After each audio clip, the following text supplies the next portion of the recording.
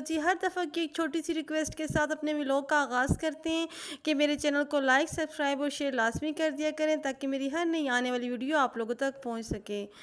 तो जी यहाँ पर जी मैं भिगो रही थी माश की दाल, क्योंकि काफ़ी दिनों से ना बच्चों का भी दिल कर रहा था कि मामा माश की दाल के ना दही भल्ले बना दें। तो मैंने रात में इसको भिगो के रख दिया था।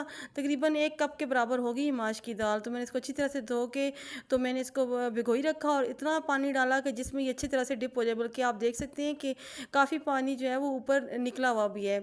तो इसके अंदर मैंने 2 चम्मच के बराबर बेसन, छोटा सा टुकड़ा अदरक का, 3 से 4 जवे लहसुन के, खुश्क धनिया, थोड़ा सा ज़ीरा और हरी मिर्चें, नमक और लाल मिर्च, बस ये चीज़ें डालकर मैंने इसको जो है ना वो ब्लेंडर में डालकर अच्छी तरह से मैंने इसका पेस्ट बना लिया। अच्छा, जब आपने दाल को पेस्ट बनाना है ना, तो वो जिसमें आपने दाल भिगोई हुई होगी, तो सारा पानी आपने निकाल देना है। बस थोड़ा सा तकरीबन जो है वो 6 से 7 घूंट के बराबर पानी आपका दाल के अंदर बचा हुआ होना चाहिए, क्योंकि जब आप ब्लेंडर के अंदर डालते हैं तो उससे जो है वो ब्लेंडर ऐसा ना हो कि जल जाए, तो इसलिए पानी डालना थोड़ा सा ज़रूरी होता है। और साथ में ना मैंने इसके अंदर डाला था 1 चुटकी के बराबर मीठा सोडा।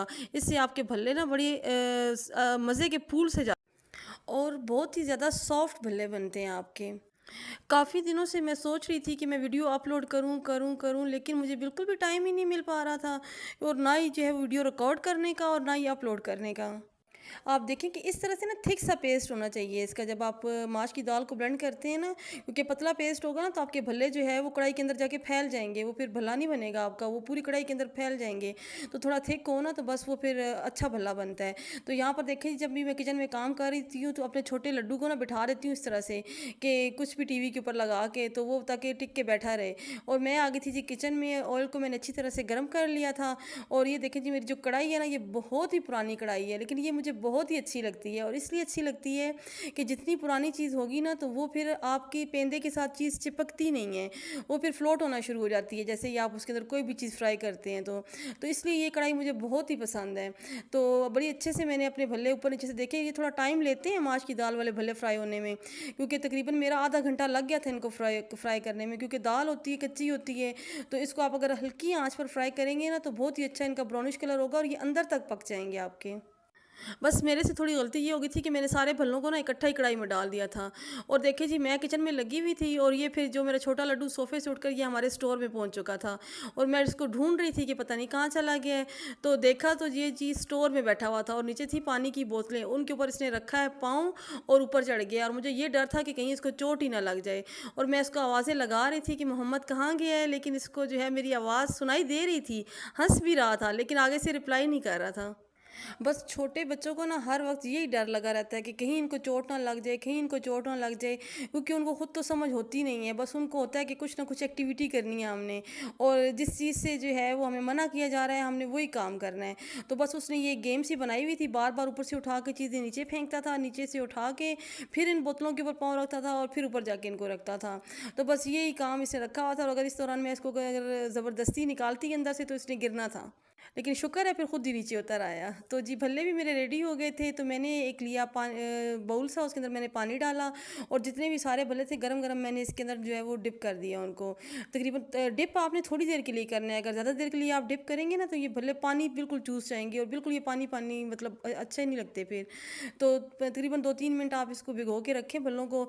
और साथ में ये मेरे पास ही नेस्ले की स्वीट योगर्ट आपने लेनी है, तो खुली दही भी थी 1 किलो वो थी, और एक डब्बा ये स्वीट योगर्ट का था, और इसके अंदर मैंने थोड़ा सा चाट मसाला डाला, और थोड़ा सा जो है वो मेरे पास था टमाटर, वो हरी मिर्च, प्याज और आलू बॉईल किया था मैंने एक। तो बस यही चीज़ें मैंने भल्लों के अंदर डाली थी, और तकरीबन मैंने 2 से 3 अदर जो है वो चीनी भी मैंने इसके अंदर डाली थी। तो बस यही चीज़ें मैंने इसके अंदर डाली थी, और इसके बाद जो है जी मैंने भल्लों का पानी निचोड़ कर बस मैंने एक एक करके वो मैंने इसके अंदर डाल दिया। साथ में मैंने इमली की चटनी भी बनाई हुई थी, तो चटनी की रेसिपी मैं इंशाल्लाह आपको किसी और वीडियो में ज़रूर दूंगी। इमली की चटनी इसके साथ बहुत मज़े की लगती है, क्योंकि ये जो माश की दाल के भल्ले होते हैं ना, ये थोड़े मीठे मीठे हो ना तो तभी मज़े के लगते हैं, वरना ये इतने मज़े के नहीं लगते, फीके फीके और खट्टे खट्टे। तो इसलिए मैं थोड़ी सी चीनी जब दही को मिक्स करती हूँ मैं तब भी अंदर डालती हूँ, और साथ में जो इमली की या आलू बुखारे की कोई भी चटनी हो जाए तो बस वो फिर मैं साथ में अलग से बना लेती हूँ, और वो जितनी ज़्यादा ऊपर डालें वो उतनी मज़े की लगती है। और ये जो भल्ले होते हैं बहुत ही हल्के-फुल्के होते हैं। नॉर्मल जब जो आप बेसन के भल्ले बनाते हैं वो बहुत हैवी हो जाते हैं और उसके खाते ही जो है आपका पेट फ़ौरन फूलना शुरू हो जाता है। तो ये जी मेरी फाइनल लुक भल्लों की। और मेरे पास ये जी आलू बुखारे की चटनी, तो वो मैंने अब इसके ऊपर जो है वो फैला दी और कुछ चटनी फिर मैंने बाउल के अंदर ऐसे ही रहने दी, क्योंकि बच्चों को भी पसंद है अलग से ऊपर से चटनी डालना और मेरे हस्बैंड को भी बहुत पसंद है। तो सब ने सही मज़े लेकर खाए। आप भी बनाएँ, ट्राई करके ज़रूर बताइएगा कि आपको मेरी ये रेसिपी कैसी लगी, कि आपके आपके भल्ले कैसे बने। मेरी कोशिश होती है कि मैं हर वीडियो में कुछ ना कुछ ज़रूर बताऊँ आपको जो सीखने के लिए हो। तो जी इस रात का टाइम था, तो अब समझ नहीं आ रहा था, क्योंकि दिन को तो भल्ले खाए थे, अब रात को क्या बनाएँ? तो टिंडे पड़े थे मेरे पास, ये देसी टिंडे जो होते हैं। तो बस मेरा दिल किया कि मैं ना इनको जो है वो भरे हुए टिंडे बना लूँ, क्योंकि गोश्त भी डालने को दिल नहीं कर रहा था और वैसे भी टिंडे खाने को दिल नहीं कर रहा था। भरे हुए टिंडे हो ना तो वो फिर बड़े मज़े के बनते हैं। तो मैं इसका बना रही थी मसाला, तो प्याज़, लहसुन, नमक, खुश्क धनिया और हल्दी, इन सारी चीज़ों को ना मैंने अच्छे से जो है वो ये इस दोरी डंडे के अंदर पीस लिया और बारीक सा जब इनका पेस्ट बन गया तो मैंने इन टिंडों के अंदर इनको भर लिया और टिंडों को अंदर से कट लगाया था मैंने 4 हिस्सों में थोड़ा सा। तो फिर अच्छी तरह से इनकी फिलिंग कर ली। फिलिंग करने के बाद मैंने 3 से 4 अदर बड़े बड़े टमाटर थे मेरे पास, वो मैंने काट लिए, हरी मिर्चें थी। तो इन सारी चीज़ों को ना मैंने इकट्ठा ऊपर रख के इकट्ठा ऑयल अंदर डाल के सारी चीज़ों को, और उनको मैंने दम पे लगा और थोड़ा सा पानी भी ऐड किया था ताकि टिंडे जो है वो गल जाएँ, क्योंकि टिंडे सख्त होते हैं तो गलने में टाइम लगाते हैं। तो वो फिर मैंने इकट्ठा सारी इन चीज़ों को गलने तकरीबन आधे पौने घंटे के अंदर मेरी हांडी भी बन गई थी और खाना भी दे दिया बच्चों को। तो इंशाल्लाह जी मिलते हैं एक नेक्स्ट व्लॉग के अंदर। अपना ढेर सारा ख्याल रखिएगा। ओके जी, अल्लाह हाफिज़।